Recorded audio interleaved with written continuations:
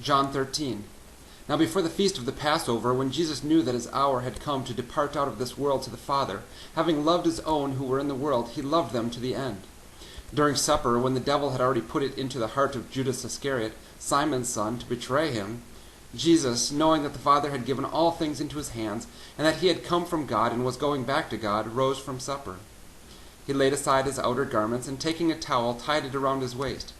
Then he poured water into a basin and began to wash the disciples' feet and to wipe them with the towel that was wrapped around him. He came to Simon Peter, who said to him, "Lord, do you wash my feet?" And Jesus answered him, "What I am doing you do not understand now, but afterward you will understand." Peter said to him, "You shall never wash my feet." And Jesus answered him, "If I do not wash you, you have no share with me."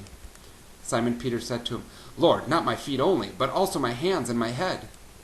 And Jesus said to him, "The one who has bathed does not need to wash except for his feet, but is completely clean. And you are clean, but not every one of you." For he knew who was going to betray him. That was why he said, "Not all of you are clean." When he had washed their feet and put on his outer garment and resumed his place, he said to them, "Do you understand what I have done to you? You call me teacher and Lord, and you are right, for so I am. If then your Lord and teacher have washed your feet, you also ought to wash one another's feet. For I have given you an example that you also should do just as I have done to you. Truly, truly, I say to you, a servant is not greater than his master, nor is a messenger greater than the one who sent him. If you know these things, blessed are you if you do them. For I am not speaking of all of you. I know whom I have chosen. But the scripture will be fulfilled. He who ate my bread has lifted his heel against me.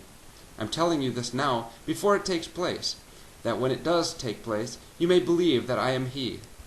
Truly, truly, I say to you, whoever receives the one I send receives me, and whoever receives me receives the one who sent me." After saying these things, Jesus was troubled in his spirit, and testified, "Truly, truly, I say to you, one of you will betray me." The disciples looked at one another, uncertain of whom he spake. One of his disciples, whom Jesus loved, was reclining at table close to Jesus. So Simon Peter motioned to him to ask Jesus of whom he was speaking. So that disciple, leaning back against Jesus, said to him, "Lord, who is it?" Jesus answered, "It is he to whom I will give this morsel of bread when I have dipped it." So when he had dipped the morsel, he gave it to Judas, the son of Simon Iscariot. Then after he had taken the morsel, Satan entered into him. Jesus said to him, "What you are going to do, do quickly." Now no one at the table knew why he said this to him. Some thought that because Judas had the money bag, Jesus was telling him, "Buy what we need for the feast," or that he should give something to the poor. So after receiving the morsel of bread, he immediately went out, and it was night. When he had gone out, Jesus said, "Now is the Son of Man glorified, and God is glorified in him. If God is glorified in him, God will also glorify him in himself, and glorify him at once. Little children, yet a little while I am with you. You will seek me, and just as I said to the Jews, so now I also say to you, where I am going, you cannot come. A new commandment I give to you, that you love one another, just as I have loved you. You also are to love one another. By this all people will know that you are my disciples, if you have love for one another." Simon Peter said to him, "Lord, where are you going?" And Jesus answered him, "Where I am going, you cannot follow me now, but you will follow afterward."